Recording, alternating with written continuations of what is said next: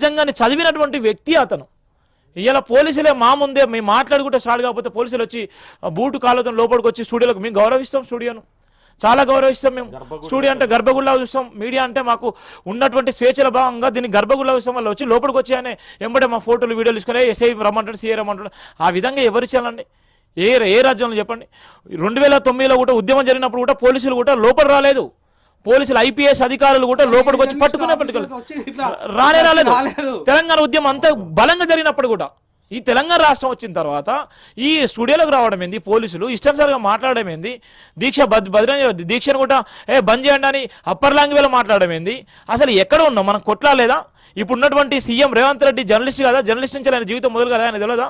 ఇవాళ జర్నలిస్టులు ఇవాళ అన్ని రాష్ట్ర వ్యాప్తంగా చాలా మందికి జర్నలిస్ట్ డబుల్ బెడ్రూమ్ ఇస్తున్నారు, డబుల్ బెడ్రూమ్ ఇవ్వలేదు. ఇలా జర్నలిస్టులు ఇవాళ ఆకలి చావులు వస్తున్నారు. ఇలా వాళ్ళకి ఏదైతే అనేకమైన జీవోలు తీసుకొచ్చి వాళ్ళ జీవితాలు ఆన్ చేస్తున్నారు, ఇవాళ లేనిపో రూల్స్ పెడుతున్నారు. ఇలా చాలామంది జర్నలిస్టులు ఇవాళ వాళ్ళు ఏం చేయాలో ఏం పోవాలి, ఇవాళ ఫీజు కోసం పోతే మా రామకృష్ణ ఇప్పుడు వచ్చిండు, ఇలా ఫీజు కన్సిజన్ చేయండి అని సిఎస్ దగ్గర పోతే సిఎస్ గారు పర్మిషన్ ఇవ్వలేదు, అరెస్ట్ చేస్తామని భయభ్రాంతికి గురి చేస్తున్నారు. ఇంత దారుణమైన పరిస్థితులు ఎందుకు తీసుకొచ్చిళ్ళు? ఇవాళ మీడియా అంటే ఇంత భయం ఎందుకున్నది? ఇవాళ మంచిగా చేస్తే 6 పథకాలు కాదు 60 పథకాలు పెట్టు. ఆ పథకాలు చెప్పేది ఎవరు? ప్రజలకు తీసుకుపోయేది ఎవరు? మీడియానే కదా. ఆ మీడియాకు ఆ స్వేచ్ఛ ఉంది కదా, అది మీకు తెలుసు కదా. మీరు పెద్ద వార్తలు రాసినా మీరు ఏం చేసినా కూడా పబ్లిక్ చూపించేది మేమే కదా. మరి మా మీద దాడులు చేస్తే ఇంకెవరు చెప్పుకోవాలి? చాలా బాధాకరం. సీఎం రేవంత్ రెడ్డి, పొంగులేటి శ్రీనివాసరెడ్డి గారు, ఇప్పుడున్నటువంటి ప్రెస్ చైర్మన్ శ్రీనివాసరెడ్డి గారికి మేము హెచ్చరిక జారీ చేస్తున్నాం సార్. దయచేసి ప్రజాస్వామ్యబద్ధంగా చేసేటువంటి దీక్షలో మీరు మద్దతు ఇవ్వండి, మా డిమాండ్స్ నెరవేర్చండి, జర్నలిస్టులకు ఒక కొత్త చట్టం తీసుకురండి. ఇప్పుడు అసెంబ్లీ సమావేశాలు జరుగుతున్నాయి, తెలంగాణ జర్నలిస్టులకు ప్రత్యేక ఒక జీవో తీసుకొచ్చి ఒక చట్టం తీసుకొచ్చి నిజంగా ఈ ఎక్కడైతే జర్నలిస్టుల మీద దాడులు కానీ ఎవరైతే జర్నలిస్టుల మీద అనుచిత వ్యాఖ్యలు చేసి జర్నలిస్టులను కించపరిచే విధంగా, కెమెరాలు ధ్వంసం చేసే విధంగా, లేకపోతే జర్నలిస్టులను చాలా అవమానకరంగా చేసేటువంటి కుట్ర కుతంత్రాలు ఏవైతే ఉన్నాయో మాకు కూడా కొత్త జీవోని తీసుకురండి. ఇప్పుడు వచ్చేటువంటి అసెంబ్లీలో ఇప్పుడు ప్రవేశపెట్టేటువంటి నేపథ్యంలో జర్నలిస్టుల జీవో తీసుకొచ్చి జర్నలిస్టులకు ఏ విధంగా అయితే మీరు రూల్స్ రెగ్యులేషన్ పెడతారో ఆ రెగ్యులేషన్ పెట్టండి. అందులో ఏ జర్నలిస్టులు అయితే తప్పు చేస్తారో వాళ్ళ మీద కఠినమైన చర్యలు తీసుకోండి. కానీ ఇవాళ ప్రజాస్వామ్యంలో ప్రశ్నించే గొంతుకల మీద అణచివేసే కుట్ర కుతంత్రాలు వేసినంటే రాష్ట్రం అల్లకల్లడ అయిపోతుంది.